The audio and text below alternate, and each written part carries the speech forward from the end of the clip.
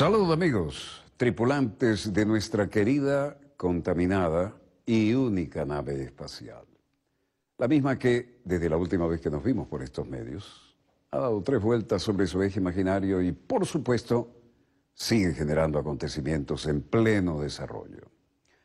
Acontecimientos que, por lo demás, nos retrotraen a la más que fluida situación en el Medio Oriente, donde definitivamente aquella apreciación nuestra hace algún tiempo donde dijimos alguien está tratando de cambiar descaradamente el mapa geopolítico del Medio Oriente.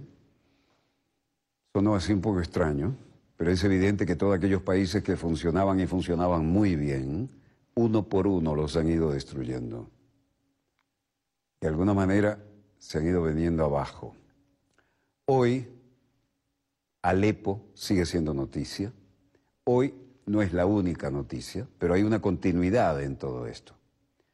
Y esa continuidad indica que hay una mano maestra, ¿no? De alguna manera, esto rompe el relativo equilibrio que se había logrado después que se apaciguó la época de la Guerra Fría. Y naturalmente, la reinserción de las áreas de influencia de las grandes potencias genera movidas como las que Moscú está haciendo, por ejemplo, en lo que tiene que ver con las situaciones como Alepo, en Siria. Y Alepo en este momento es, siendo desde luego una ciudad importante desde siempre, se ha transformado en una especie de momento de prueba, ¿no? No se sabe si aquí se la está jugando toda Moscú, pero ya veremos que está mostrando suficiente músculo.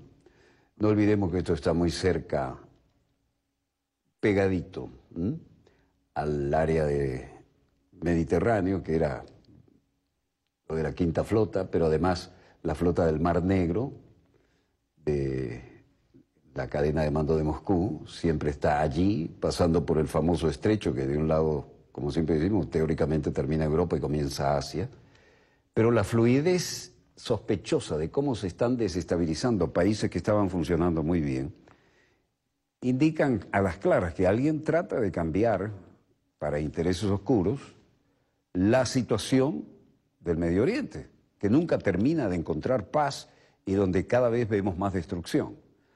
Palabras al margen, veamos los acontecimientos en pleno desarrollo y que sean los protagonistas los que nos cuenten la situación. Aquí hay una manera de mostrar músculo muy interesante, porque Rusia, dicen los medios occidentales, está enviando buques de primera línea a esta área y además Rusia no solo envía su gran portaaviones nuclear, sino que ha enviado unidades de superficie de gran porte, entre ellas destructores atómicos.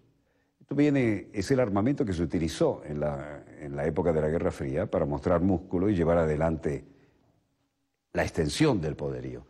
Estos números nos dicen cosas interesantes, porque lo que aquí aparecen son el Pedro el Grande, el 099, el Severomorsk con el 619, que lo tenemos en pantalla, y luego el vicealmirante Kulakov con el 626. Es decir, la inteligencia occidental ha informado desde este domingo sobre un posible despliegue militar. Nosotros creemos que los rusos están al borde de un ataque militar en Alepo, al noreste de Siria, como les mostrábamos en el mapa, y eso podría conllevar a significativas consecuencias. Bueno, un diplomático de la OTAN especulaba sobre esto y declaró bajo la condición de anonimato: Rusia está desplegando toda la flota del norte y gran parte de la flota del Báltico en el mayor despliegue de unidades de superficie desde el final de la Guerra Fría, para efectuar una serie de ataques aéreos contra los opositores sirios, contra Alepo, donde este mes de septiembre, el ejército, desde el mes de septiembre, ojo, el ejército sirio y los grupos terroristas tratan de romper el cerco del ejército en el sur, y esto ha generado una alarma. Rusia, a solicitud del gobierno sirio, vean este submarino que envió, ¿no? Tiene ahí 16 silos para misiles, 8 en esta hilera y 8 aquí. Y los puede disparar sumergidos, además. Esto es una demostración de fuerza realmente inesperada, a menos que admitamos que lo que se logró al finalizar la Guerra Fría se estaría perdiendo ahora, ¿no? En todo caso, una fuente de inteligencia occidental confirmaron que se espera en los próximos días que Rusia lleve a cabo fuertes ataques contra los terroristas, eventualmente en el país árabe, ¿no? Al respecto, fuentes de inteligencia occidental informaron el domingo sobre este posible despliegue militar. Nosotros creemos que los rusos estarían al borde de una gran movida, reiteraron en las últimas declaraciones, que fueron bastante comedidas por lo demás. Amnistía Internacional dice basta de ataques a civiles y sube el tono, algunos de los Amnistía Internacional sube el tono contra los rebeldes en Alepo, ¿no? Y además han aparecido interesantes elementos de la panoplia militar rusa. Las fracciones rebeldes y extremistas atrincherados en el este de Alepo deben poner fin a todos los ataques en los que no se distinguen los objetivos militares de los civiles, reitera Amnistía Internacional en un comunicado. Las armas químicas están prohibidas internacionalmente y su uso es un crimen de guerra y causan un enorme sufrimiento y graves daños para la salud. Su uso no puede justificarse, advierte el documento.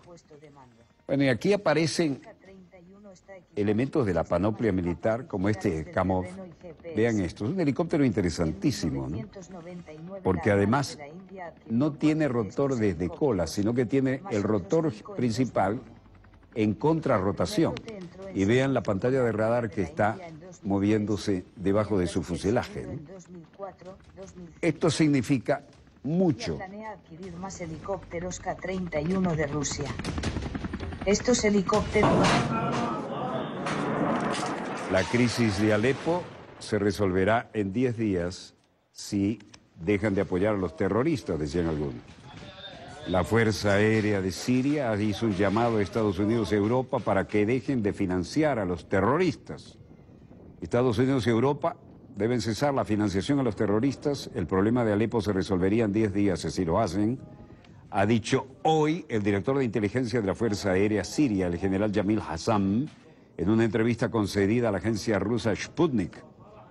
Además de llamar a los países occidentales a dejar de apoyar a los grupos terroristas que operan en Siria, Hassan ha indicado que de este modo los extremistas takfiríes se marcharían a Turquía, donde tienen muchos amigos, dijo.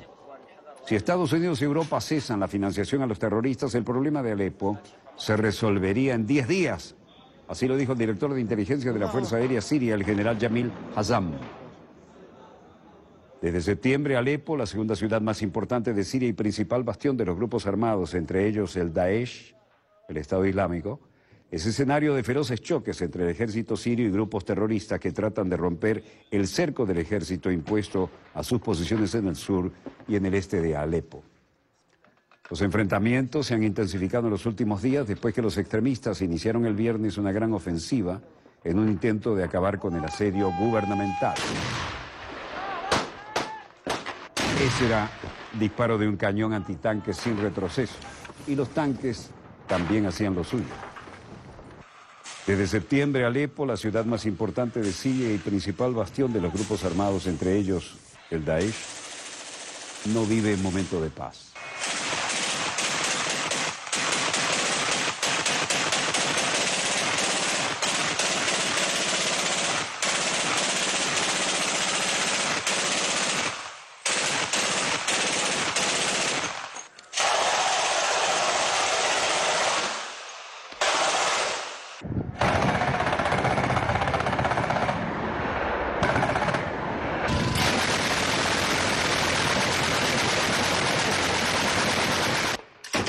Esta es la gran ofensiva de la que se hablaba en estos días. Me gustaría saber a quién le apunta con esta ametralladora en un agujero en una pared. Bueno, muchas veces los corresponsales logran a su manera alguna escena interesante para no enviar siempre lo mismo. Estamos en Líbano. Formación de honor.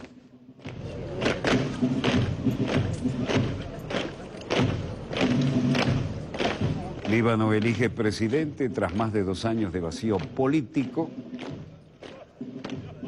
y se rinden honores. El recientemente electo presidente Michel Aoun llega al Palacio de Bagdad para asumir su cargo presidencial. que estuvo vacío durante 29 meses.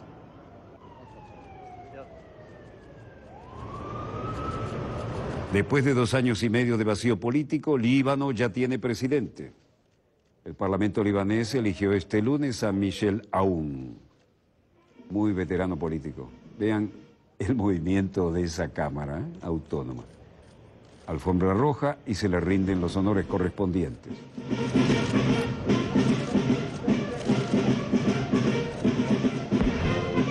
El ex general Aoun, cristiano maronita, que no logró alcanzar los 2/3 requeridos en la primera ronda, obtuvo 83 votos en la cuarta votación tras 2 intentos fallidos, con lo que superó el 50+1 que marca la ley.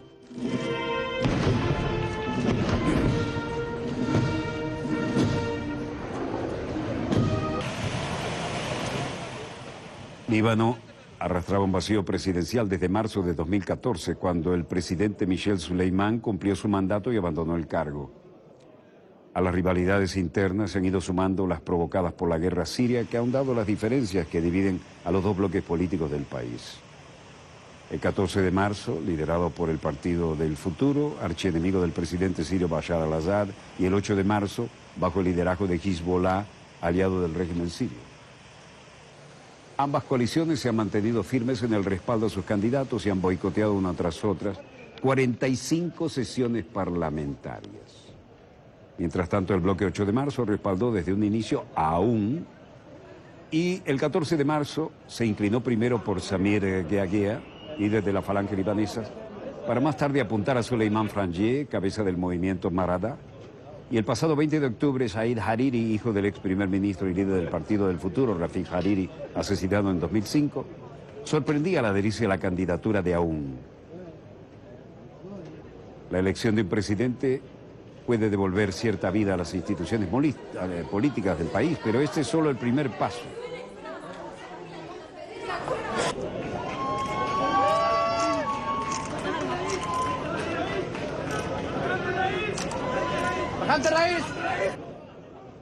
Todo el mundo pidiendo, mire para acá, para sacarle la foto, ¿no? Allí hablaron Walid Jumblat, hablaron Souleymane Frangieh, hablaron Noah Makhnouk, y se lo mostraremos.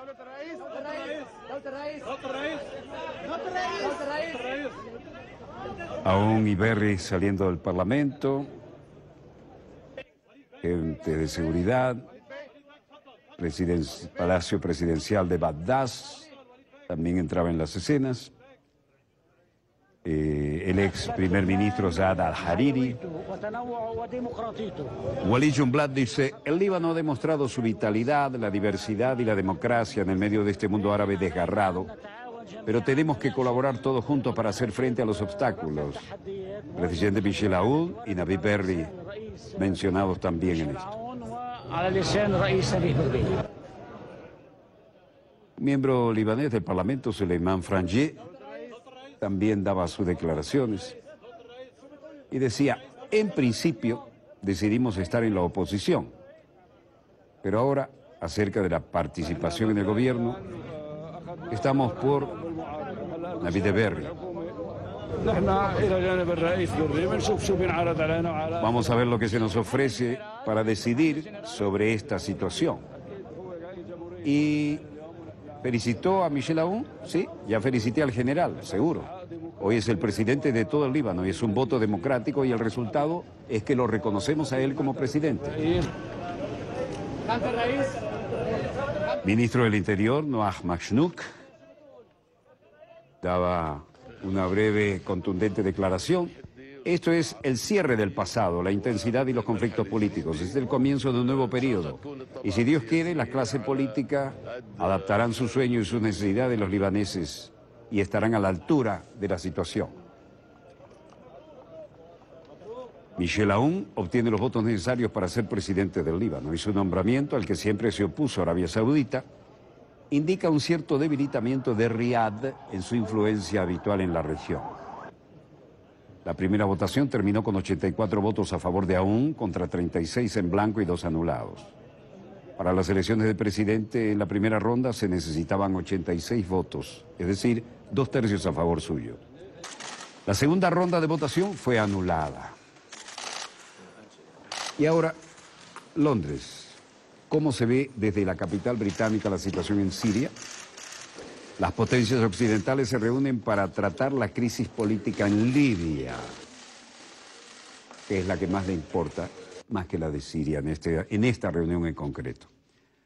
Los Estados Unidos, los ministros de Exterior británico e italiano iniciaron conversaciones con el primer ministro de Libia, Fayez Sarraj, el lunes 31 de octubre, para hacer frente a un enfrentamiento político a la prevención del gobierno de unidad, mediado por la ONU en Trípoli, y a la expansión de su autoridad fuera de la capital. Las fotos, no videos, explican de alguna manera que Sarraj y sus dos diputados se reunieron junto al canciller británico Boris Johnson, al secretario de Estado John Kerry, a su homólogo italiano Paolo Gentiloni y al ministro de Asuntos Exteriores británico en Londres. No hicieron ningún comentario antes de la reunión, tampoco se permitieron videos, solo fotos. Sharm el Sheikh, Egipto. Se reanudan vuelos a Egipto y aparecen turistas. ¿Por qué no? Todo esto, Alemania reanuda sus vuelos a la ciudad de Sharm el Sheikh de Egipto este lunes en el aniversario de aquel extraño accidente de un avión ruso que mató a todos a bordo. Alemania ha decidido reanudar sus vuelos aéreos entre sus aeropuertos y el Mar Rojo egipcio y Sharm el Sheikh, sobre la base de las medidas de seguridad apropiadas por parte de Seguridad de Aviación. Bueno, Fudgard dice, turista alemán, queríamos tener vacaciones aquí. La oportunidad se presentó en agosto cuando vimos que Alemania estaba volando a Sharm el Sheikh, por lo que aproveché la oportunidad y aquí estamos de nuevo.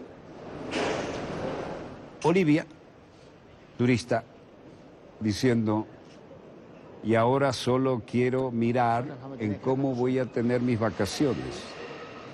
Realmente, al fin, esto es como un día de fiesta. No quiero pensar en lo que podría suceder. Yo solo quiero que alguien me permita sentirme de vacaciones. Eso es todo lo que pido. I don't want to think about, what will happen. I just want to feel me like a Ferien. Otra turista, Charlie, dice, hace tan solo minutos que llegué, pero hasta ahora todo me está resultando muy impresionante. Una gran cantidad de gente. Y todos tienen cuidado de uno, así que espero que todo va a estar bien.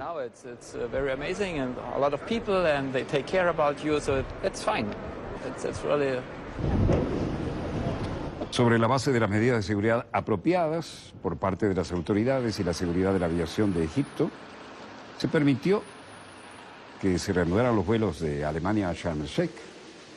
En San Petersburgo, la hermosísima ciudad rusa. En San Petersburgo, Mikhail Burmistrov, después de un ceremonial ortodoxo cristiano en la catedral, un servicio que tiene el recordatorio de algo trágico, la tragedia del avión ruso en el Sinaí, un año después. Seguir adelante, pero nunca olvidar.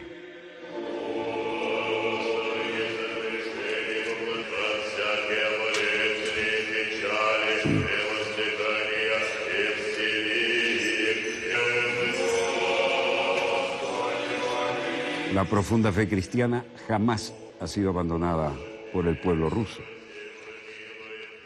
31 de octubre de 2015, la Airbus A321 de la compañía aérea Kogalimaya, que cubría la ruta Sharm el Sheikh-San Petersburgo, se estrelló, de acuerdo con la última información, como resultado de la explosión de un artefacto terrorista en su interior.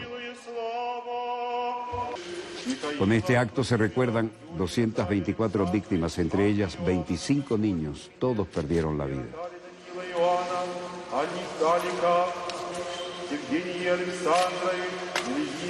Un año después, los familiares de las víctimas se dan cuenta de que el tiempo no cura las heridas. Unidos por el dolor, trabajan en la creación de un santuario acorde a sus familiares fallecidos y para recordarle al mundo que nadie tiene derecho a acabar con la vida de los demás.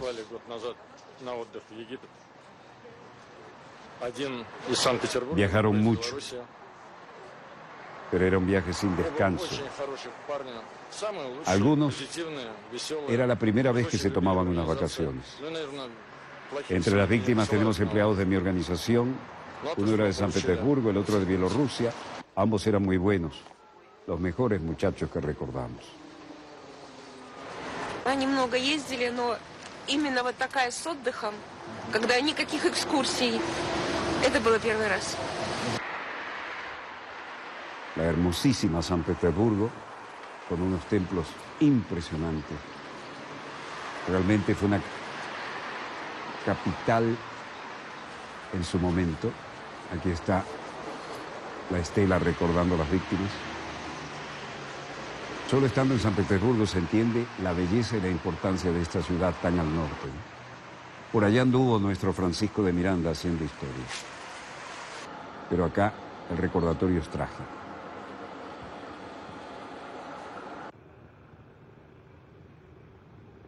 Malmö, Suecia.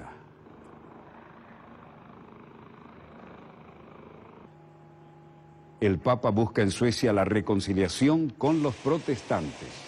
Sigue sorprendiéndonos el primer Papa latinoamericano. Llegó el lunes por la mañana a Suecia, donde ha celebrado junto a la comunidad protestante el aniversario 500 de la reforma de Martín Lutero, en una visita con la que busca consolidar medio siglo de esfuerzos en aras de la reconciliación. Es un viaje muy importante desde el punto de vista ecuménico, declaró el Papa. El pontífice fue recibido a su llegada por el primer ministro Stefan Löfven y la ministra de Cultura y Democracia Alice Bah Kuhnke y por otras autoridades y miembros de la Federación Luterana Internacional que organizaron la conmemoración, momento histórico.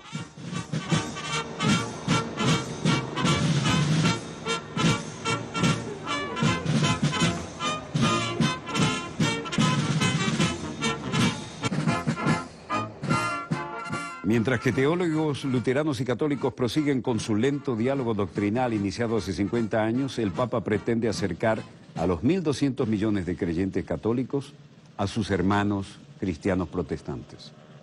El viaje de Francisco a Suecia no es un hecho repentino y aislado, sino el corolario de un proceso de diálogo ecuménico iniciado en la posguerra y en especial a partir del Concilio Vaticano II. Himno papal.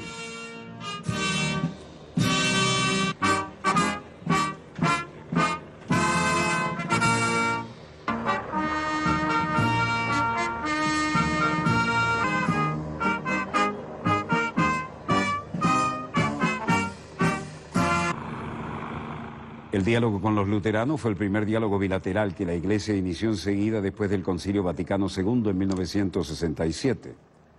Así lo recordó el cardenal Kurt Koch, presidente del Pontificio Consejo para la Promoción de la Unidad de los Cristianos. Lo que debemos agradecer porque hemos podido descubrir todo lo que hay de común entre luteranos y católicos. No celebramos tanto los 500 años de la Reforma Protestante como los 50 años del comienzo del diálogo sincero entre luteranos y católicos, aclaró Koch. Y esto es algo insólito. Haifa, Israel.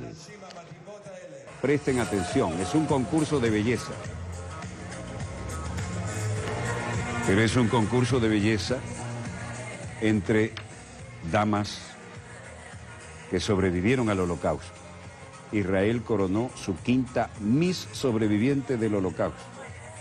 Una mujer israelí de 75 años, nacida en Rusia, fue coronada el domingo como la quinta Miss sobreviviente del Holocausto en Israel en un concurso de belleza nada convencional dedicado a mujeres que sobrevivieron a los horrores de la Segunda Guerra Mundial.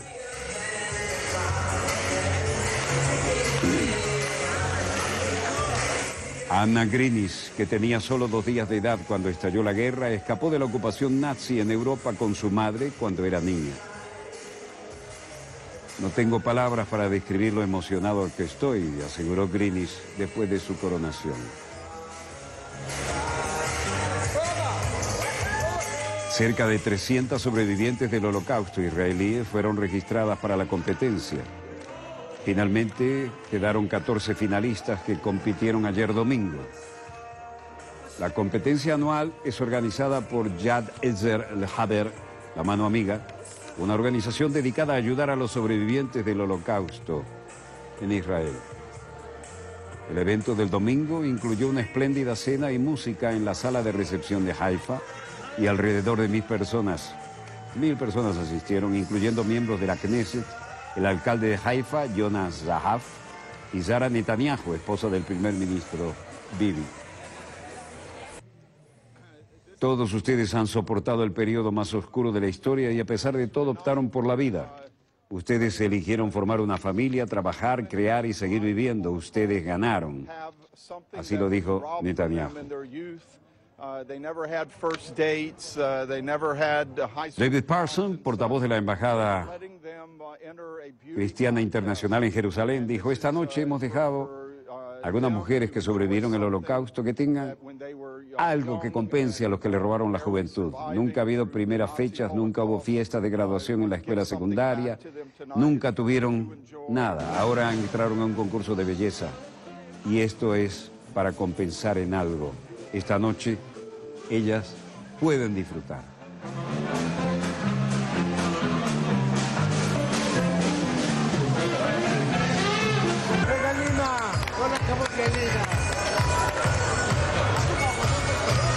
...75 años, ganadora del concurso, cuarta edición anual de los sobrevivientes del Holocausto.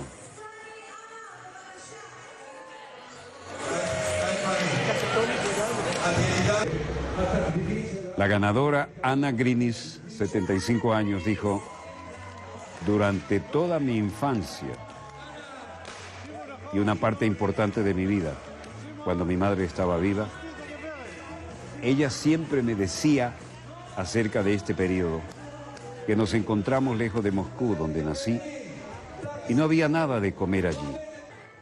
Casi no sobrevivió. Pero aquí estoy yo para contar.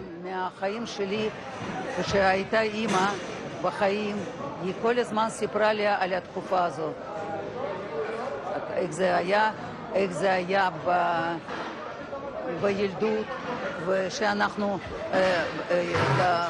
ברחנו מהמוסקבה, איפה אני נולדתי, ושם לא היה מה לאכול, וזה בקושי אנחנו חיינו.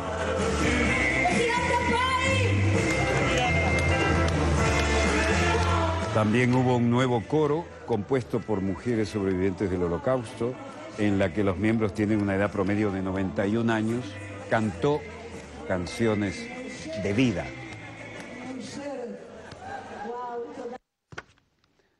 Bueno, impresionante, ¿eh?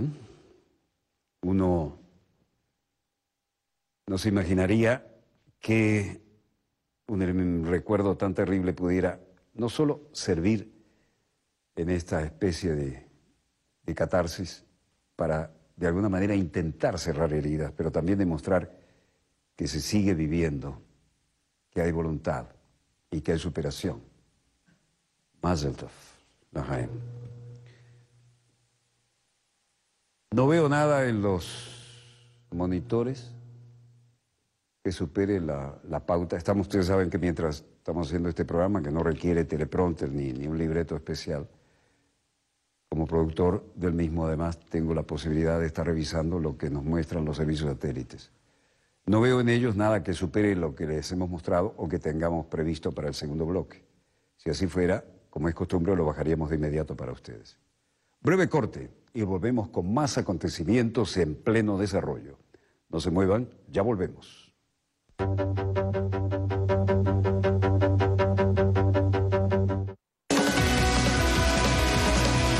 Ya vuelve Dossier.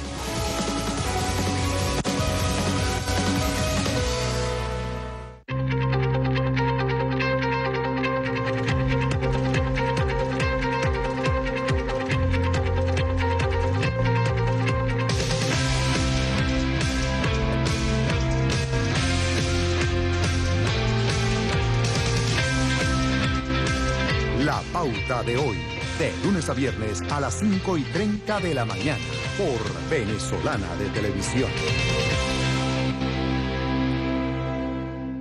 De Apuras Tahuiria germina la semilla nativa. que con su sombra y sus raíces reverdece nuestra tierra querida.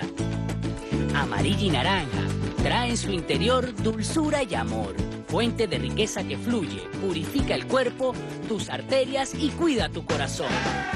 No solo de pan ni del hombre. Deleita tus sentidos y mejora tu digestión. Agarra dato, come sano, come venezolano.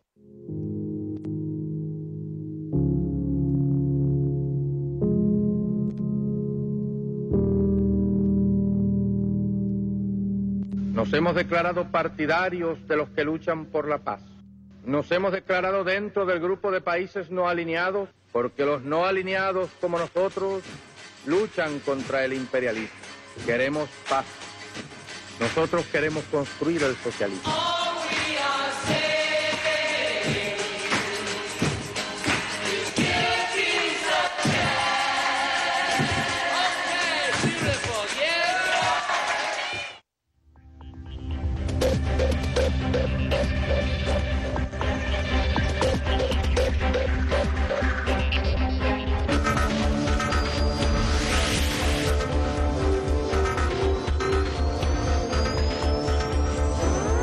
Sin cheques ni comisiones por transferencias y pagos. Con tu cuenta clave digital del Banco de Venezuela, realiza todas sus transacciones con la tarjeta débito clave a través de nuestros canales electrónicos.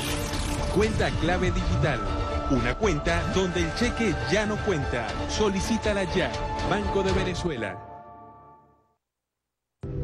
¿Sabías que, sin importar el dolor de miles de familias por la ausencia de sus seres queridos, la dirigencia de la MUD usurpó vilmente los datos de 10.995 personas fallecidas, ofendiendo su memoria y burlando su recuerdo, mediante la manipulación de los registros obtenidos en el proceso de recolección de firmas del pasado mes de abril?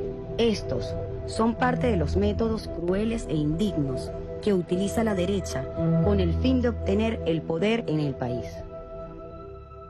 Dale un parado al fraude.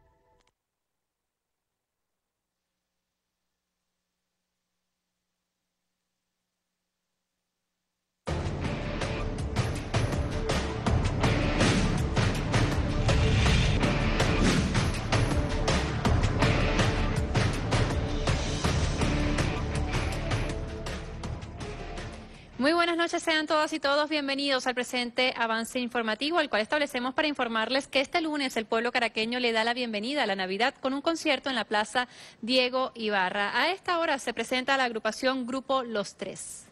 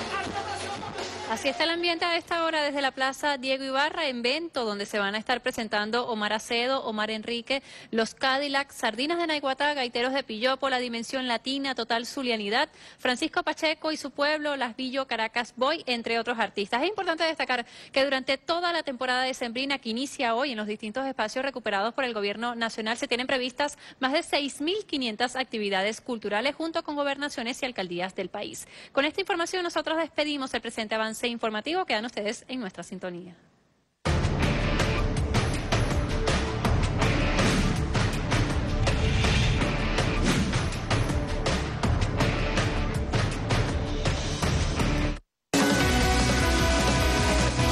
Continúa Dossier.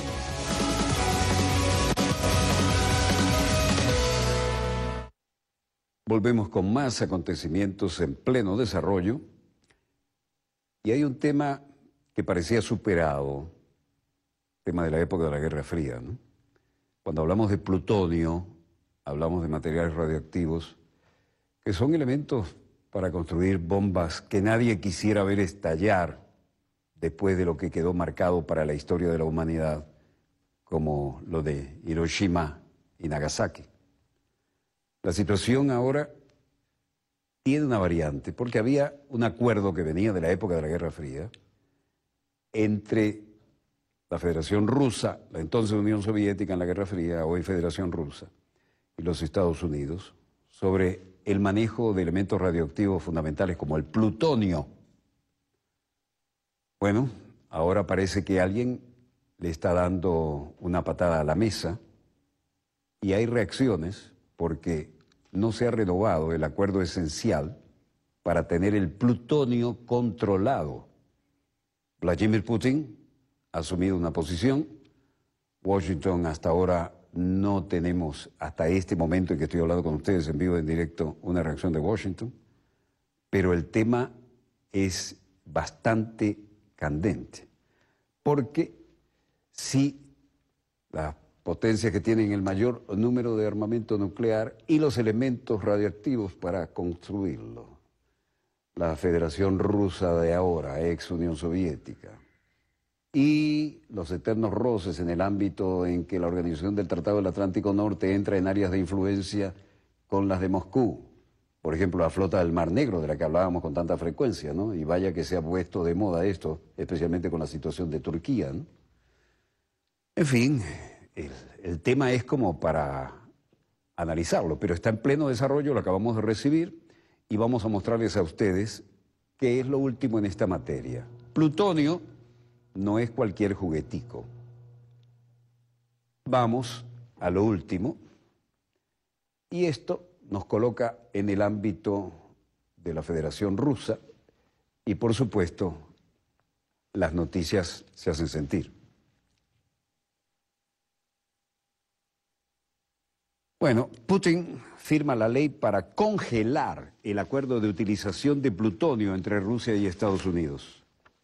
El presidente ruso Vladimir Putin ha suscrito una ley federal que establece el congelamiento del acuerdo intergubernamental entre Rusia y Estados Unidos sobre la utilización de plutonio no apto para la defensa. El documento ha sido publicado en la página oficial de Informaciones Legales de Rusia. El mandatario ruso ingresó la solicitud de revisión del proyecto de ley en la Duma estatal el 3 de octubre pasado y fue aprobado el 19 de octubre. Además, fue autorizado por el Consejo Federal el 26 del mismo mes. Hay que ponerle un poco de orden a este acuerdo, dijeron. Y el mandatario ruso ingresó la solicitud de revisión del proyecto de ley a la Duma estatal y fue aprobado el pasado 19 de octubre y además fue autorizado por el Consejo Federal el 26 del mismo mes. Además de la finalización del acuerdo suscrito en el año 2000, el documento establece las consideraciones para una posible reactivación del mismo. Entre ellas, la eliminación de parte de Washington de la ley Magnitsky y el retiro de todas las sanciones contra Rusia. En Hanoi, Vietnam, Steinmeier está de visita. El primer ministro de Alemania se reúne con el primer ministro vietnamita en Hanoi para reforzar lazos. El ministro de Relaciones Exteriores de Alemania, Frank-Walter Steinmeier, se reunió hoy con el primer ministro vietnamita Nguyen Xuan Phuc en Hanoi, como parte de una visita de 3 días a la nación del sudeste asiático.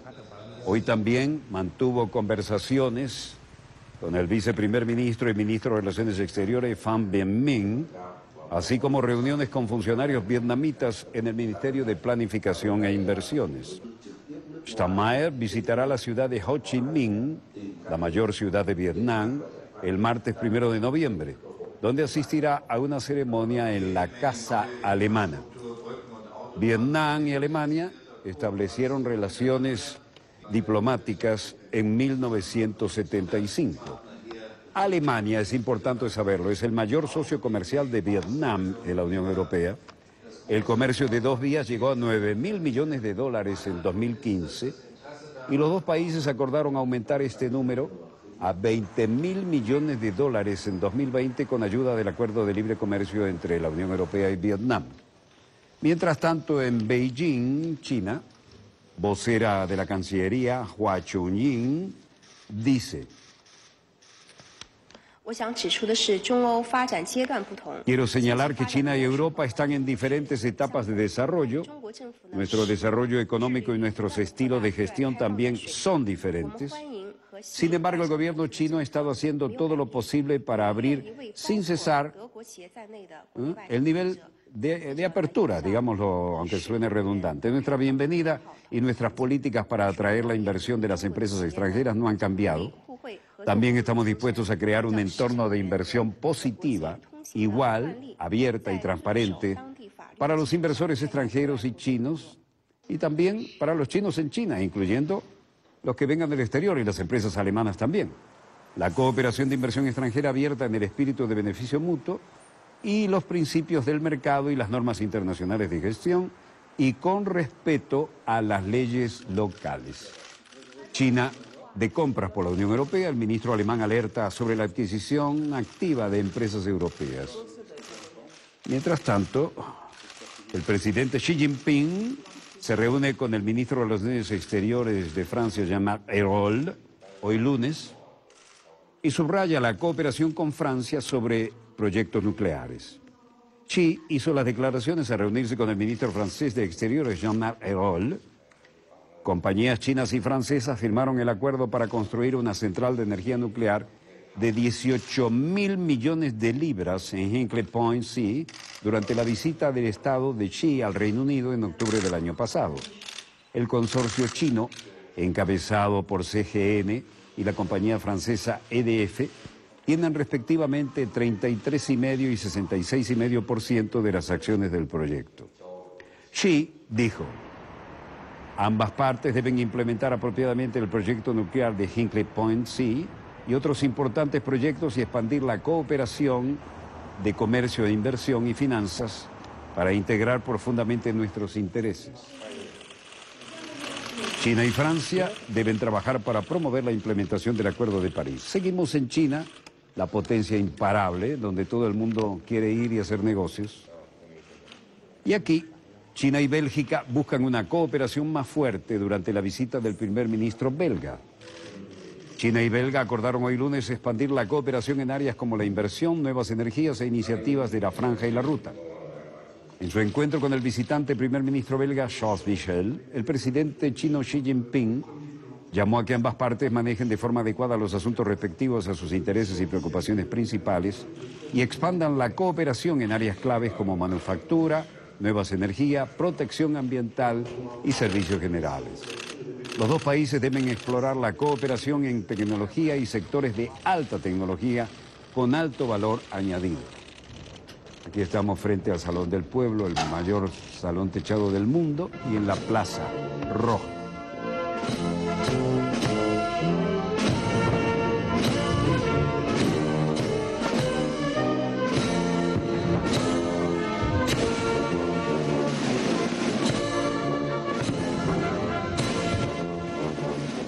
Gran bienvenida por todo lo alto al representante de Bélgica.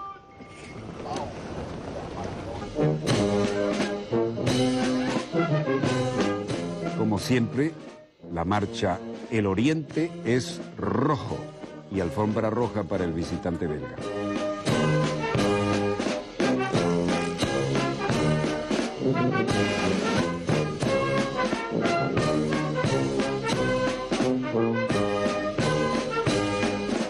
Detrás de esto, el presidente chino aprovechó la oportunidad para resaltar que espera que Bélgica inste a la Unión Europea a que cumpla sus obligaciones según el artículo 15 del Protocolo de Acceso de China a la Organización Mundial de Comercio y que lo haga en su debido tiempo.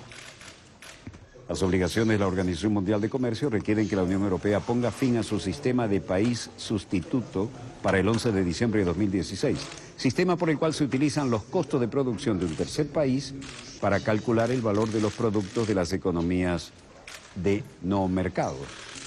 Michel está de visita oficial a China desde el domingo al martes, ya que los dos países celebraron el 45º aniversario de sus lazos diplomáticos con este encuentro de alto nivel. Michel recordó la visita de Estado de Xi a Bélgica en 2014 y la visita por parte del rey de Bélgica, Felipe, el año pasado, prometiendo cimentar la cooperación con China en diversas áreas, entre las que se incluyen inversión, innovación, aviación, nuevas energías e infraestructura. Seguimos en Beijing.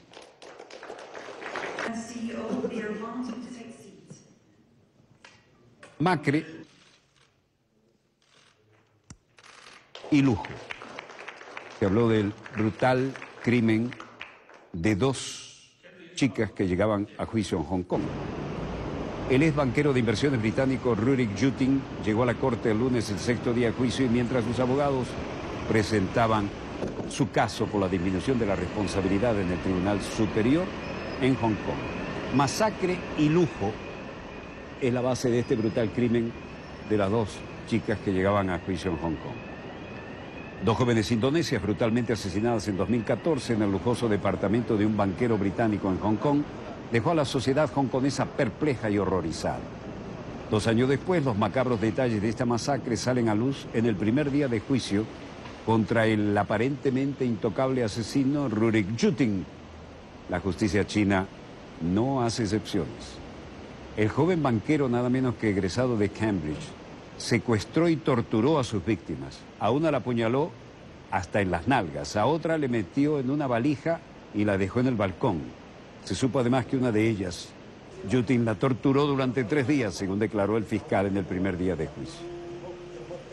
Rurik Juting se declaró no culpable de los asesinatos, defendiendo su responsabilidad atenuada, aunque reconoció haber cometido 2 homicidios involuntarios.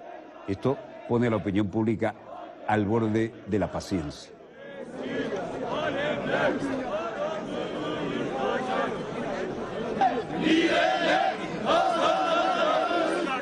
En Ankara y en Estambul, en Turquía, los republicanos, legisladores, Mahmut Tanal y otros, protestan porque detuvieron al director del diario turco de oposición, Cumhuriyet. La policía turca detuvo este lunes al director y a varios periodistas de Cumhuriyet. Y este legislador, Mahmut Tanal, dice: esta operación se llevó a cabo contra los partidarios de un Estado de Derecho, operación que se llevó a cabo contra quienes defendían el sistema judicial secular, operación que se llevó a cabo en contra de la democracia. Esto no es una operación judicial. Kemal Kılıçdaroğlu, líder del CHP, también declaraba en esta protesta callejera: lo que estamos enfrentando es la utilización del golpe como una oportunidad para silenciar a los intelectuales y a los que pensamos de manera diferente al gobierno. La sociedad y la presión sobre los medios de comunicación no son aceptables. Así es como reacciona la sociedad civil y defenderemos nuestros derechos. El diario anunció que una decena de sus directivos y periodistas, entre ellos el director Murat Sabuncu, fueron detenidos y puestos bajo custodia este lunes al mediodía, y había un total de 16 órdenes de detención. Toplumun aydın kesimlerini, düşünenleri susturmak, medya üzerine baskı kurmak. Estamos enfrentando el golpe como una oportunidad para silenciar a intelectuales, y la sociedad no acepta estas presiones. Somos la sociedad civil. Selahattin Demirtas, líder turco del HDP, también declaraban: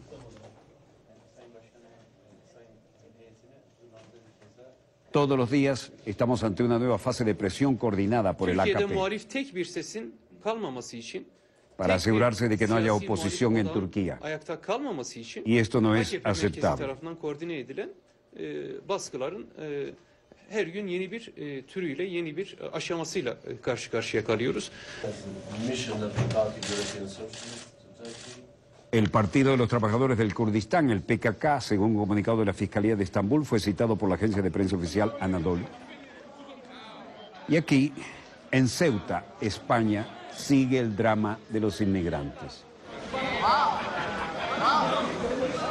Unos 200 inmigrantes subsaharianos saltaron sobre la barrera tradicional entre el enclave español de Ceuta y Marruecos, forzando su camino hacia el territorio español. Al menos 200 africanos han logrado pasar a Ceuta.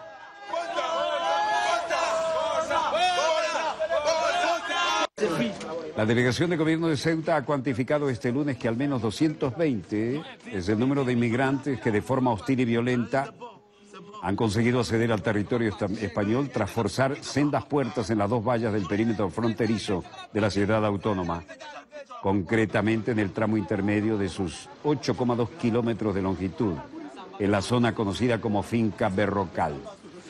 Una valla de más de 8 kilómetros. La delegación ha advertido en un comunicado que la cifra de personas de origen subsahariano que ha entrado en Ceuta puede variar.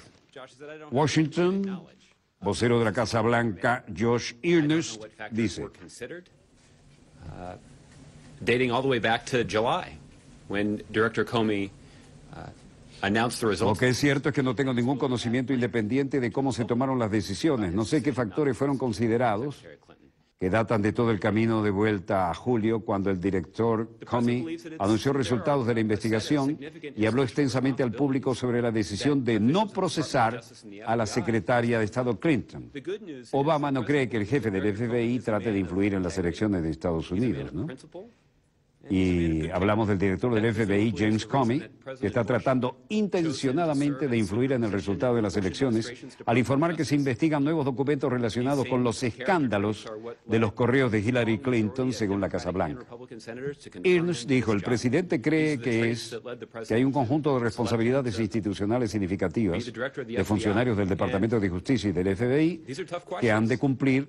Y la buena noticia es que el presidente cree que el director Comey es un hombre de integridad, un hombre de principio, un hombre de buen carácter, y esto presumiblemente Bush eligió por eso a este hombre para servir en un puesto de alto nivel en el Departamento de Justicia del gobierno de Bush. De la misma manera en que yo no voy a criticar ni defender las decisiones del director Comey sobre qué hacer en estas decisiones públicas en el contexto de esta investigación, porque simplemente no tengo conocimiento independiente de las decisiones que se toman, hay otras personas que tienen el lujo de ser capaces de opinar, escribir, servir como fuentes anónimas para los periodistas, a pesar de su propia conciencia extraña. Pero cuando estoy aquí representando la institución de la presidencia, de la misma manera no defenderé ni criticaré las decisiones del director Comey con respecto a qué hacer y cuándo hacer públicas el contexto de esta investigación. No tengo ninguna recomendación que hacerle tampoco, y con respecto a qué información debe ser comunicada al público. Nadie dejaba de preguntar acá, ¿no? La evaluación del presidente, de su integridad y de su carácter no ha cambiado. Por ejemplo, el presidente no cree que el director Comey está tratando intencionalmente de influir en el resultado de una elección. El presidente no cree que está en el secreto de las estrategias el beneficiar a un candidato o a un partido político. Él está en una situación difícil y él es el que va a estar en una posición de defender sus acciones en vista de críticas significativas a partir de una variedad de expertos legales, incluyendo individuos que sirven en el alto departamento a las posiciones de la justicia en administraciones que fueron dirigidas por presidentes de ambos partidos. In administrations that were led by presidents in both parties. Senior officials in both parties. He's somebody who's... Bueno, en suma, parece que Obama no cree que el jefe del FBI trate de influir en las elecciones de Estados Unidos.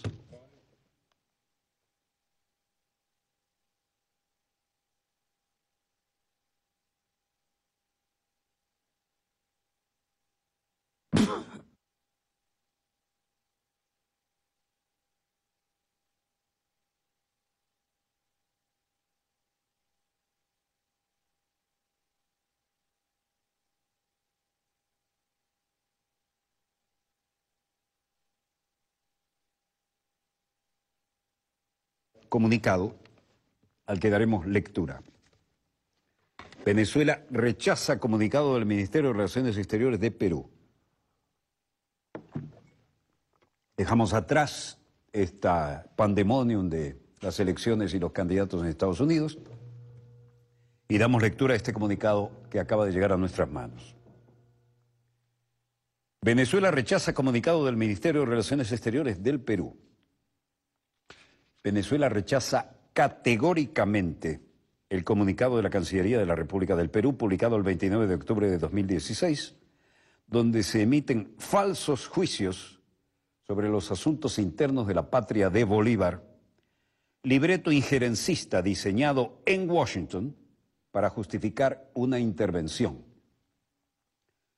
La República Bolivariana de Venezuela recuerda nuevamente al gobierno peruano que el mutuo respeto, la igualdad soberana entre estados, la no intervención en los asuntos internos de otro estado y la libre determinación de los pueblos son algunos de los principios cardinales del derecho internacional público contenidos en la Carta de la Organización de Naciones Unidas.